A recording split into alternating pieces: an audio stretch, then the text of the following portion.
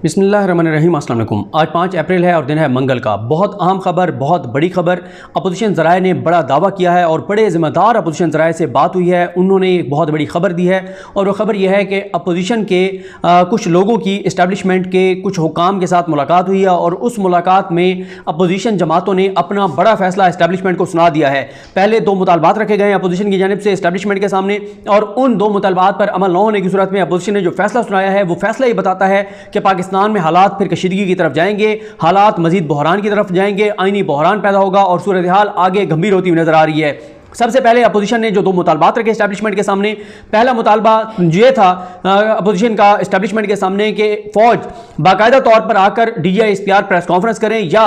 ISPR का एक press release जारी होना चाहिए जिस प्रेस रिलीज में इस चीज़ की वजाहत की जानी चाहिए और इस बात की वजाहत करे इस्टेब्लिशमेंट फौज के कौमी सलामती कमेटी के इजलास में ऐसी कोई चीज़ फौज के सामने नहीं आई, फौज के जो सरबराहान हैं उनके सामने कोई ऐसी चीज़ नहीं आई जिससे ये इस्टेब्लिश होता हो कि तहरीक अदम एतमाद जो अपोजिशन लेकर आई है इसके पीछे अमेरिका है, इसके पीछे बैरूनी एजेंडा है, इसके पीछे साजिश है और अमेरिका साजिश के तहत इमरान खान को हटाना चाहता था। सबसे पहला मुतालबा ये रखा गया है। दूसरा मुतालबा ये रखा गया है कि इस्टेब्लिशमेंट जो है, मुझे दूसरे मुतालबे की समझ नहीं आई कि दूसरा मुतालबा ये इस्टेब्लिशमेंट से और फौज से कैसे कर सकते हैं कि सुप्रीम कोर्ट डिक्लेयर करे और सुप्रीम कोर्ट ये डिक्लेयर करे कि कोई बैरूनी साजिश नहीं है और गलत थी रूलिंग वो कह सकते हैं कि गलत है, नहीं दे सकते थे, लेकिन ये कैसे सुप्रीम कोर्ट कह दे कि जनाब पीछे कुछ नहीं था। इस पे मैं अगली वीडियो में जरा बात करूंगा क्योंकि जस्टिस उमर ताब बंदियाल साहब और बाकी जजेस के ऊपर जाती हमले शुरू हो गए हैं। हमले करने वाले कौन है, कैसे एकदम हमले शुरू हुए हैं, इस पर जरा अगली वीडियो में बात करेंगे 2-3 घंटों के अंदर अंदर। लेकिन तीसरी जो सबसे इंपॉर्टेंट है वो ये है कि अपोजिशन ने एस्टेब्लिशमेंट को वाजे कह दिया है, दो टोक कह दिया है कि अगर ये दोनों चीजें ना हुई, अगर इमरान खान की हुकूमत बहाल करके इमरान खान को अदम एतमाद के जरिए ना हटाया गया और अपोजिशन ने 6 माह के लिए हुकूमत ना बनाई और 3 माह बाद इलेक्शन हुए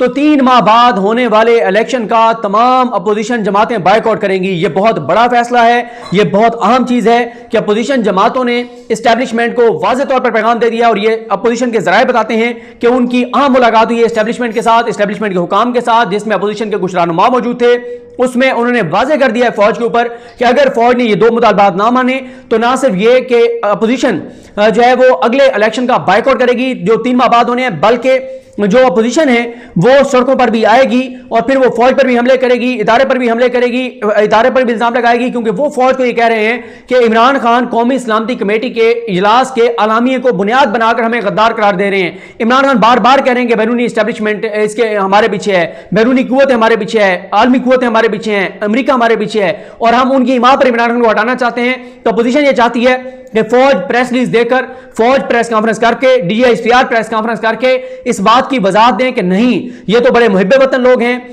अपोजिशन के लोग तो बड़े अच्छे लोग हैं, ये बिल्कुल इनके पीछे अमेरिका नहीं है, बिल्कुल ये इनकी अपनी मूव थी और बिल्कुल ये हक और सच पर है। ये बयान दें DGISPR और ISPR से प्रेस रिलीज हो, DGISPR प्रेस कॉन्फ्रेंस करें। सबसे पहला मुतालबा ये है। दूसरा, वो चाहते हैं कि अदलिया के जरिए हो, वरना हम सड़कों पर भी आएंगे, तसादुम भी होगा, हालात भी खराब होंगे, फिर इमरान खान को नहीं हम इदारे को टारगेट करेंगे क्योंकि फौज उस मीटिंग में शामिल थी जिस मीटिंग को हमारे खिलाफ इस्तेमाल किया जा रहा है। अगर नहीं तो 3 माह बाद होने वाले इलेक्शन जो है, 90 रोज में होने वाले इलेक्शन जो है, उन इलेक्शन में अपोजिशन ने वाज़ेह कह दिया है कि वो इस इलेक्शन का हिस्सा नहीं बनेंगे। तमाम पॉलिटिकल पार्टीज इलेक्शन का बायकॉट करेंगी और फिर इस तरह से इलेक्शन की जो है वो कोई भी उस तरह से कानूनी और आईनी हैसियत नहीं होगी। अपोजिशन इसलिए भी ये धमकी दे रही है क्योंकि अपोजिशन को बात पता है कि अगर अपोजिशन ने ये फैसला कर लिया कि इलेक्शन का बायकॉट करेंगे तो इलेक्शन 3 माह में इलेक्शन नहीं करवाएगा इलेक्शन कमीशन। ये भी मैं आपको बताता चलूं, एक और खबर पर बात कर लेते हैं।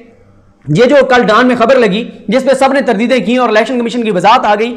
कि जनाब हमने ये बयान नहीं दिया। हालांकि आप जानते हैं कि मैं डान का कितना बड़ा नाकिद हूं, आप जानते हैं कि मैं डान की ऐसी चीजों को क्रिटिसाइज करता हूं, किस तरह से वो पाकिस्तान के खिलाफ चीजें लिखते हैं, लेकिन ये खबर डान की ठीक होगी, ये मेरा अंदाजा है, खबर नहीं है, ये खबर ठीक होगी। इलेक्शन कमीशन ने कहा होगा कि हम इलेक्शन फौरी नहीं करा सकते, उसकी रीजन ये है कि ये वही इलेक्शन कमीशन है जो भी बात इमरान खान करते हैं उसके खिलाफ ये इलेक्शन कमीशन ऑफ पाकिस्तान जाता है। हमारे दोस्त फहीम अख्तर साहब ने आज से कोई 1.5-2 माह पहले या 1 माह पहले एक खबर दी थी रोजनामा 92 में, जो प्राइम मिनिस्टर ऑफिस की बीट को कवर करते हैं फहीम अख्तर साहब, उनका अपने यूट्यूब चैनल भी आप वहां देख सकते हैं। उन्होंने ये खबर दी थी कि इलेक्शन कमीशन किसी सूरत भी 1 साल से पहले इलेक्शन नहीं करवा सकता और उसकी बहुत ठोस वजूहात लिखी थी फहीम अख्तर साहब ने ये उस वक्त की बात है जब अपोजिशन ये दावा कर रही थी कि फौरी इलेक्शन होने चाहिए, तो फहीम अख्तर ने अपने एनालिसिस की बुनियाद पर लिखा था कि इलेक्शन कमीशन के लिए मुमकिन नहीं होगा। लेकिन उस वक्त इलेक्शन कमीशन खामोश रहा। जब नून लीग पीपल्स पार्टी फौरन इलेक्शन चाहते थे, फ्रेश इलेक्शन मौलाना चाहते थे, तब इलेक्शन कमीशन ने नहीं कहा कि हम इलेक्शन नहीं करवा सकते। अब जब इमरान खान फौरन इलेक्शन की बात कर रहे हैं तो इलेक्शन कमीशन ने पहले इजराय से खबर जारी करवाई, डान में लगवाई कि इलेक्शन फौरी नहीं हो सकते, और अब बयान दे दिया कि हमने ऐसा कुछ नहीं कहा। इन्होंने बिल्कुल बयान दिया होगा, और यह मैं आपको बता रहा हूं, अगर इमरान खान चाहें कि अगले 3 माह में इलेक्शन हो जाए तो शायद इलेक्शन कमीशन ये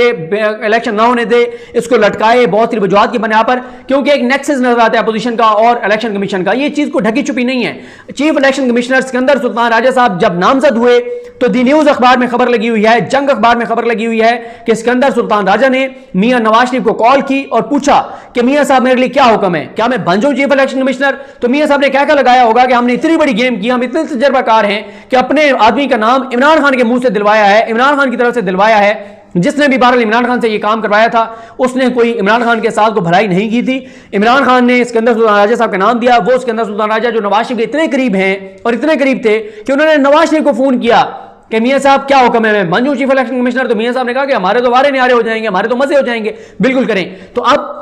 अपोजिशन जो है वो ये कह रही है कि अगर 3 माह में इलेक्शन हुए हम इलेक्शन का बायकॉट करेंगे और इसकी कोई आईनी कानूनी हैसियत नहीं होगी। और साथ ही वो ये कहते हैं कि जनाब हम सड़कों पर आएंगे। तो मुल्क के अंदर हालात कशीदगी की तरफ जा रहे हैं, आईनी और कानूनी बहरान है, सुप्रीम कोर्ट पर दबाव डालने की कोशिश की जा रही है। सुप्रीम कोर्ट अगर एक तो इसमें चीज में तो सुप्रीम कोर्ट को बिल्कुल नहीं जाना चाहिए कि सुप्रीम कोर्ट कहे कि अमेरिका की कोई साजिश नहीं है, अपोजिशन के पीछे अमेरिका नहीं है, इनकी जो मुलाकातें हो रही हैं ये तो बेचारे कोई वहां जाके और कोई दीन की तबलीग करने जा रहे थे अमेरिकी सफीरों के पास, यूरोपीय यूनियन की खातून सफीर के पास, कनाडा की खातून सफीर के पास, उनके साथ जो मुलाकातें कर रहे थे उनके पास जाके जो कर रहे थे, तो बेचारे उनको ये दावत देने गए थे कि आगे माह रमजान आ रहा है तो ये मुसलमानों के लिए बड़ा मुकद्दस महीना होता है, तो इस्लाम ये चीजें कहता है, तो इस्लाम बड़ा अच्छा दीन है, बड़ा अच्छा मजहब है, तो आप इस्लाम कबूल कर लें और आप मुसलमान हो जाए। ये बेचारे तो ये कहने गए थे उनको, और वो भी पिछले 3.5 बरस में इतनी मुलाकातें गैर मुल्की सफीरों ने नहीं की जितनी इन 3 हफ्तों में 3 माह में की हैं। और जिससे वो मिले हैं तकरीबन 70 to 80% जो इस वक्त इमरान खान को इत्तेहादी छोड़कर गए हैं, ये उनके अपने लोग छोड़कर गए हैं, उनकी अमरीकी हुकाम के साथ तस्वीरें मंजर आम पर आ चुकी हैं सब कुछ। और मैं आपको एक चीज बता दूं कि जो कुछ मंजर आम पर आया है ये कुछ भी नहीं है। इसके अलावा जो इमरान खान साहब के पास फाइल पहुंची है, जो बताते हैं वो कहते हैं कि भारी भरकम फाइल है, बड़ी मोटी फाइल है, जिसके अंदर एक एक मुलाकात के बारे में लिखा हुआ है, कौन कब कहां गया। और यह भी मैं आपको बता दूं, इमरान खान साहब को एक बार बताया गया इंटेलिजेंस इदारों की जानिब से कि खान साहब ये हमारे कुछ एंकर्स जाकर और वहां पर गैर मुल्की सफीरों से मुलाकातें करते हैं और शराब की बोतल के ऊपर पाकिस्तान के खिलाफ बातें करते हैं, हमारी चीजें उनको बताते हैं। तो इमरान खान को जब नाम बताया गया तो एक नाम ऐसा है, इमरान खान ने कहा नहीं ये नहीं हो सकता, ये आप क्या बात कर रहे हैं। उन्होंने कहा हंस पड़े, उन्होंने कहा चलें कोई मसला नहीं है। अगली मुलाकात में सबूत सामने रखे इमरान खान साहब के कि ये वो एंकर साहब हैं जनाब जिनके बारे में आप बड़ा कहते थे कि ये एंकर नहीं हो सकता, ये है वो एंकर जो एक शराब की बोतल के ऊपर और वो बिक गया वहां पे। तो ये है जो लोग सफारत खानों के मामला जानते हैं, उनको पता है कि हमारे यहाँ से साफी जाते हैं सफारत खानों में, वहां जाकर सफारत खानों में वहां पर महफिलें होती हैं शराब की, और वहां पे शराब पीकर फिर जो है ये वहां बातें करते हैं, पाकिस्तान के खिलाफ चीजें करते हैं, और बहुत सारे शायद उनके पेरोल पर भी हों, उनसे पैसे लेके और पाकिस्तान की चीजें बताते हो, क्योंकि जो यहाँ पे सफारत खाने हैं उनका काम यह है कि पाकिस्तान के हवाले से पल पल की रिपोर्ट अपने मुल्कों को भेजना, पाकिस्तान की सूरत हाल चीजें, और वो फिर जाहिर है सहूलतकार का किरदार भी अदा करते होंगे, मुख्तलिफ पॉलिटिशियंस को मिलवाना करना, चीजें करना, ये सारे। और ये भी आपको पता है कि ऑन रिकॉर्ड कुछ सहाफियों ने कहा कि हम हुकूमत गिराने में शामिल थे, इसलिए इमरान खान ने हमारे खिलाफ इंतकाम किया है। 3 चैनल के मालिकान मुकम्मल शामिल थे। एक चैनल का मालिक जब एमक्यूएम के साथ मुलाकात होनी थी, इनकी मौलाना फजल रहमान और शबाज शरीफ और ये सारे पहुंचे थे, तो एक टीवी का मालिक उनके साथ था उस वक्त भी, और एक टीवी का मालिक आसिफ अली जरदारी को डैडी कहता है। इस हद तक ताल्लुकात हैं, इस हद तक एक इनके मामलात हैं और फिक्स मैच है। तो ये सारी चीजें जो हैं वो इमरान खान साहब के पास हैं, उनके इंफॉर्मेशन में है। और अब अपोजिशन ये जो कह रही है, अपोजिशन को परेशानी यह है कि अगर इस वक्त इलेक्शन होते हैं तो इनके सीने पे जो तमगा है गद्दारी का, इनके सीने पर जो तमगा है अमेरिका की जारी का, इनके सीने पे जो तमगा है बैरूनी साजिश का, ये तमगा इनको बहुत नुकसान पहुंचाएगा। ये हर जगह जाकर अपनी बात तो बाद में करेंगे, पहले तो अपनी सफाइयां देंगे। और मैं आपको ये दूसरी वीडियो में कह रहा हूं कि इस सूरत हाल में अपोजिशन का इलेक्शन मुहिम पर जाना ऐसे ही है के लोगों को जाके सफाइयाँ क्या क्या देंगे। जैसे किसी लड़की की शादी से 3 दिन पहले उसको कोई स्कैंडल सामने आ जाए, उसके ऊपर बदचलनी का इल्जाम लग जाए, वो कहीं पकड़ी जाए और पता चल जाए कि ये तो मामला इसके कहीं और थे, 3 दिन बाद उसकी शादी हो, तो उसकी शादी में वो कैसे जाके ससुराल क्या मुंह दिखाएगी, वो जाके लोगों को क्या मुंह दिखाएगी। तो इनकी भी यही हालत है, ये इलेक्शन में जाए अगले 3 माह में, लोगों को क्या जाके मुंह दिखाएंगे कि हम पकड़े गए थे अमेरिका के साथ, हम छुप छुप के अमेरिका के साथ मिलकर पाकिस्तान के खिलाफ साजिश कर रहे थे, इसलिए कि इमरान खान रशिया के साथ चलना चाहता था, चाइना के साथ चलना चाहता था, आजाद और खुद मुख्तार पॉलिसी चाहता था, ड्रोन हमलों की मुखालफत करता था, गैरत की बात करता था, हमीयत की बात करता था, खुद मुख्तारी की बात करता था, अपने पांव पर खड़े होने की बात करता था, बैरूनी जो पाकिस्तान में मुदाखलत है उसको बंद करने की बात करता था, गैरत की बात करता था, सब पासपोर्ट की बात करता था। इसलिए हम अमेरिका के साथ मिल गए थे और हम अमेरिका के हक में बयान दे रहे थे। इनके तो ये इमरान खान अपने जलसों में इनके क्लिप चलाएगा कि जी हम तो भिखारी हैं और भिखारियों की कोई औकात नहीं होती, कोई चॉइस नहीं होती, हम तो अमेरिका के टुकड़ों पे पल रहे हैं। इनके ये बयानात इमरान खान चलाएगा और आप देखेंगे कि ये कितना डैमेज करेंगे, क्योंकि पाकिस्तान के अंदर लोग इस बारे में बड़ा वो कहते हैं कि अमेरिका के कहने पर जो चलने वाली हुकूमतें हैं, जो मुदाखलत है, ये बंद होनी चाहिए। तो अपोजिशन अब इस तमगे के साथ इलेक्शन मुहिम में नहीं जा सकती, नहीं जाना चाहती, इलेक्शन को वो बायकॉट करेंगे, किसी सूरत वो इलेक्शन नहीं लड़ेंगे। और अब ये बड़ा दबाव आएगा एस्टैब्लिशमेंट के ऊपर, इदारों के ऊपर कि इदारे क्या करते हैं। 2 मुतालबात उन्होंने रख दिए हैं, एस्टैब्लिशमेंट आके क्लियर करे और क्लीन चिट दे इनको हुब्बुल वतनी का, इनको अमेरिका के पीछे ना होने का, इनको साफ और शफाफ किरदार का। ये एस्टैब्लिशमेंट से जो है वो सर्टिफिकेट चाहते हैं, उस एस्टैब्लिशमेंट से जिसके पाकिस्तान के सिविल मामलात में मुदाखलत के खिलाफ हैं, जो ये चाहते थे कि न्यूट्रल रहें, जो ये कहते थे कि आइन और कानून के मुताबिक वो काम करें। अब इनको उनका सर्टिफिकेट चाहिए जो जलसों में जाके दिखा सकें कि पाकिस्तान की फौज ने हमें हुब्बुल वतनी का सर्टिफिकेट दिया है। उस फौज ने जिसके खिलाफ हम साजिश करते रहे हैं, जिसको हम गालियां देते रहे हैं, जिसके सरबराह को हम